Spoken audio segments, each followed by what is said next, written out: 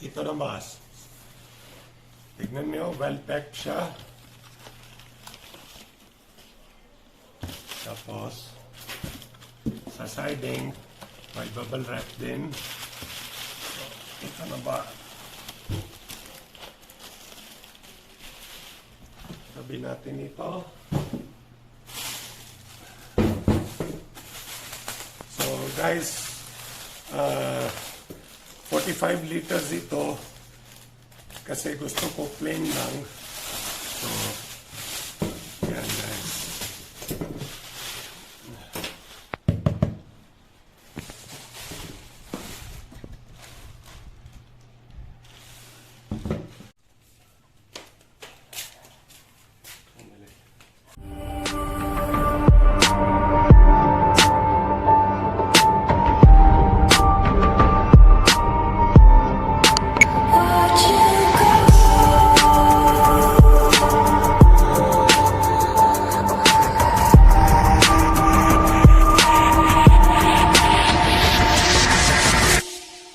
I tried so hard and got so far, but in the end, it doesn't even matter.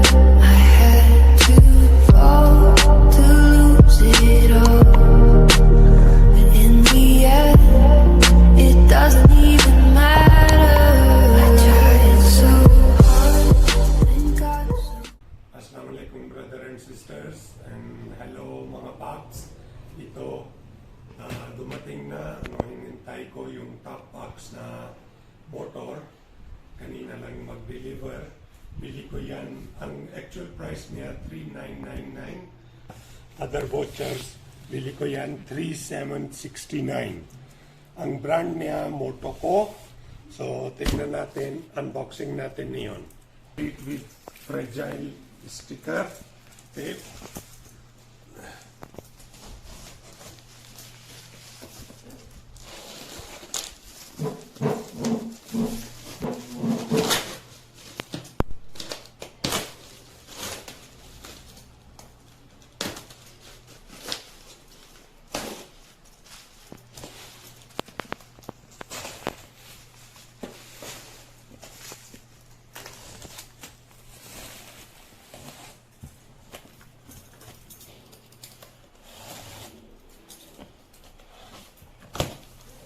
So, ito na mas. Tignan nyo, well-packed siya. Tapos, sa siding, may bubble wrap din. So, ito na ba? Sabi natin ito. So, guys,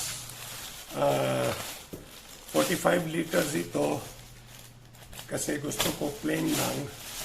So, yan guys.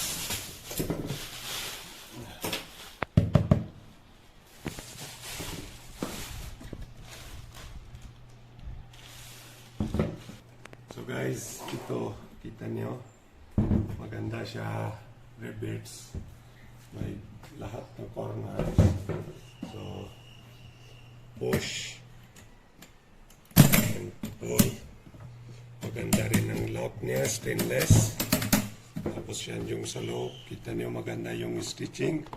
And ito guys, removable siya, meaning washable. Tapos yan yung, kita niyo yung sa likod. Maganda rin material. So yan, 2 pockets, interior. Ito, yan yung kita niyo may clip siya para hindi siya galaw-galaw. Pero pag gusto niya tanggal, konti yung baba, tapos yan, pwede yan, tanggal and wash it. So, then you press like this. Yun yung iba sa hindi ko kita. So, kasama siya dalawang reflectors, double key, tapos yan yung complete brackets niya. Tapos, ito yung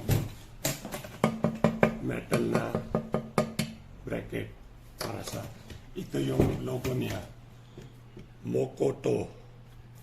Kasi dati dito sa brand, bili rin ako iba accessories. Talaga magandang service ng seller, magandang response, tapos maganda rin ang quality. So, that's why ito ang pili ko. So, ngayon, testing natin kung kasya ba full face helmet. So, guys, ito yung old helmet ko. So, yan, testing natin. Kung kita niyo full face o tapos triple XL to. So, yan. May visor siya. So, yan. So, lock na lock.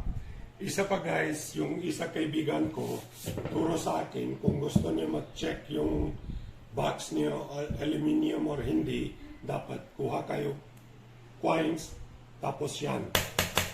Ganyan ang tunog na alloy. Hindi siya plastic. Ganyan ang tunog na plastic. Ito, yan yung alloy. Kita niyo? Ito yung plastic, so iba ang tunog. Pero alloy, yan. Yan. So, yan yung testing niyo. So guys, ito, lagyan ko na base plate. Yan yung 4 nut. Tapos sa ilalim yung bracket niya. Yan. So, yun. Dito na natin. Simple. Ito, yan yung plate niya. Pagpasok dito sa 4.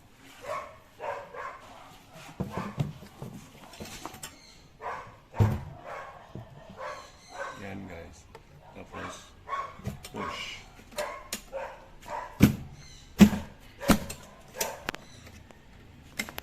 Tapos ito, yan yung lock. So, yan guys. Ready na.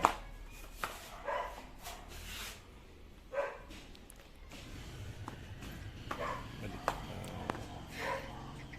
Yung susi niya. Yan. So, mag-lock tayo. Yan. So, lock na.